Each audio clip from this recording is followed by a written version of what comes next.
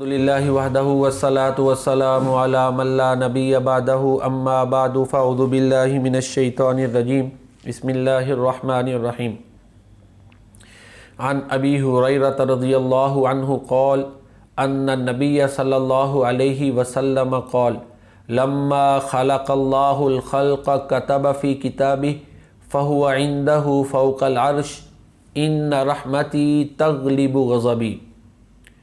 सैयदना अबू हुरैरा रज़ी अल्लाह ताला अन्हु बयान करते हैं कि रसूलुल्लाह सल्लल्लाहु अलैहि व आलिहि वसल्लम ने फ़रमाया कि जब अल्लाह ताला ने मखलूक़ात को पैदा किया, एक किताब में लिखा जो उसके पास उसके अर्श पर है, इन्ना रहमती तग़लिबु ग़ज़बी, बेशक मेरी रहमत मेरे गुस्से पर गालिब है।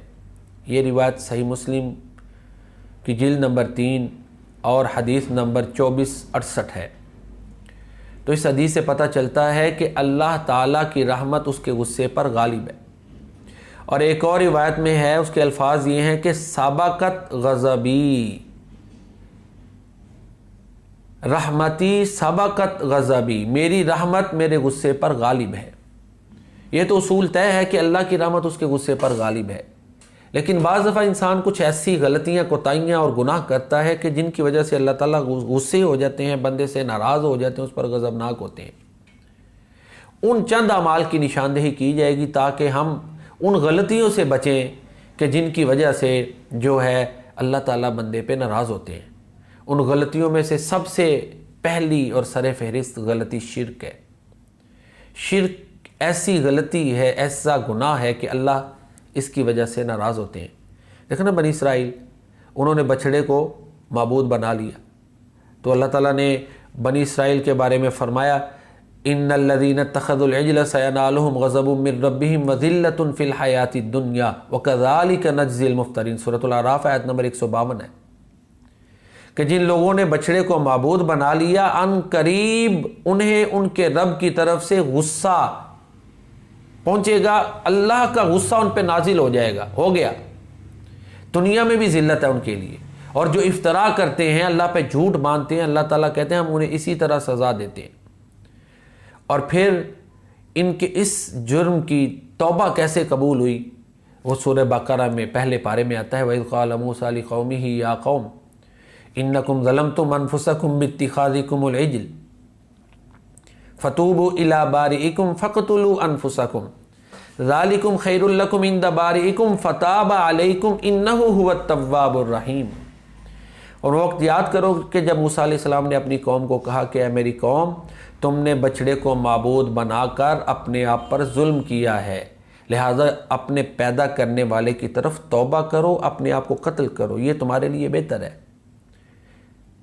तो इस तरह अल्लाह ताला ने उनकी तौबा कबूल की, उन्होंने कत्ल किया एक दूसरे को, फिर अल्लाह ने उनकी माफ़ी जो है ना उन्हें अता की। तो इससे पता चलता है कि शिर्क कितना बड़ा जुर्म है। शिर्क जो है, बाज़ लोग ये समझते हैं कि हमने जब कलीमा पढ़ लिया है तो हमसे शिर्क जैसा गुनाह सरज़द नहीं हो सकता। ये एक बड़ा हसास टॉपिक है। मौलाना हाली ने इसी चीज़ की तरफ इशारा किया है ना, यानी उन्होंने एक बड़े आसान अंदाज में इस्लाह की है, करे गैर गर बुत की पूजा तो काफिर, जो ठहराए बेटा खुदा का तो काफिर, कवाकिब में माने करिश्मा तो काफिर, जो कि आग पर बहारे सजदा तो काफिर, मगर मोमिनों पर कुशादा हैं राहें, परस्तिश करें शौक़ से जिसकी चाहें। सूरह नाम में आता है, जब ये आयत मुबारक उतरी ना कि वो लोग जो ईमान लाए और उन्होंने अपने ईमान के साथ जुल्म को खल्तमत नहीं किया, उनके लिए अमन है और वो हिदायत याफ्ता हैं, तो सहाबा कराम परेशान हो गए कि अल्लाह के नबी, हम में से कौन है जिससे जुल्म नहीं होता।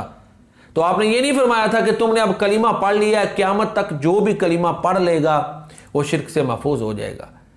और इस कलीमा की बड़ी बरक़ात हैं, ये गारंटी हाँ सहाबा कराम के लिए है। एक हदीस में वो सहाबा के लिए ख़ास है कि उनके लिए ये एजाज़ जहाँ और है वहाँ उनके लिए ये एजाज़ है। बाकी जो हैं उनको बचना चाहिए, एहतियात करनी चाहिए, वल्लाहु आलम। तो बहरहाल आपने फिर उस आयत मुबारक की वजाहत की कि यहाँ जुल्म से मुराद शिर्क है, जो ईमान लाने के बाद शिर्क से बच गया उसके लिए अमन है। तो इस आयत मुबारक से भी वाज़ेह होता है कि हमें ये एहतियात करनी चाहिए कि जो काम इबादत है वो सिर्फ़ अल्लाह के लिए ख़ास करें। बाकी अल्लाह ताला हमारे सब के हालों पर रहम फरमाए।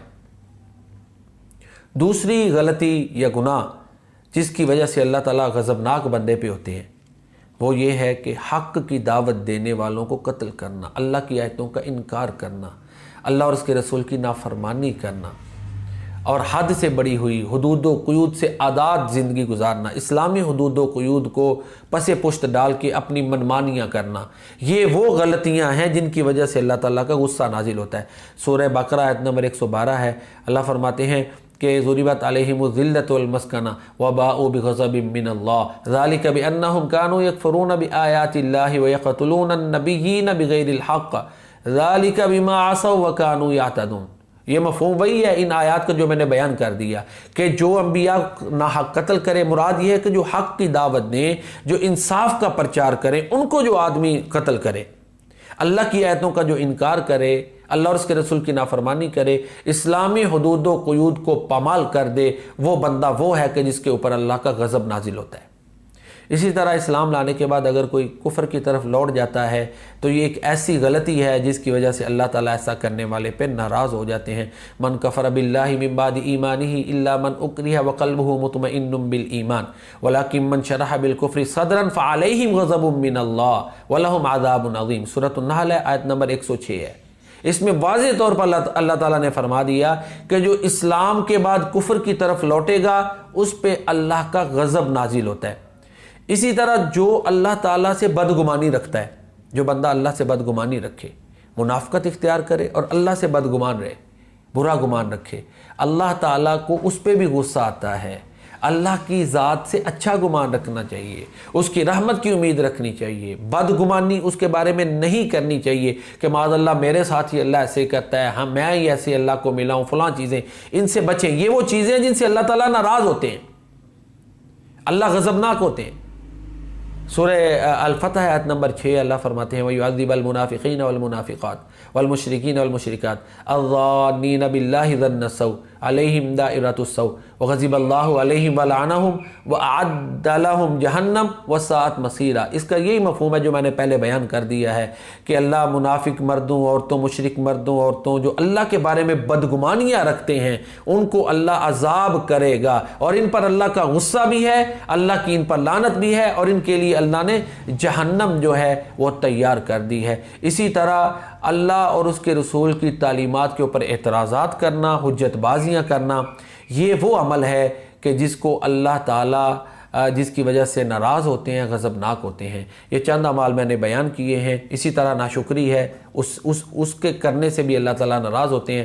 انشاءاللہ باقی جو چند اعمال ہیں جن سے اللہ تعالیٰ ناراض ہوتے ہیں، اور وہ کون سی عمل ہیں جن سے اللہ کی ناراضگی دور ہوتی ہے، چند اعمال انشاءاللہ آئندہ درس میں آپ کے سامنے پیش کیے جائیں گے۔ اللہ تعالیٰ ہمیں قرآن و حدیث پر عمل کرنے کی توفیق عطا فرمائے۔ السلام علیکم ورحمۃ اللہ۔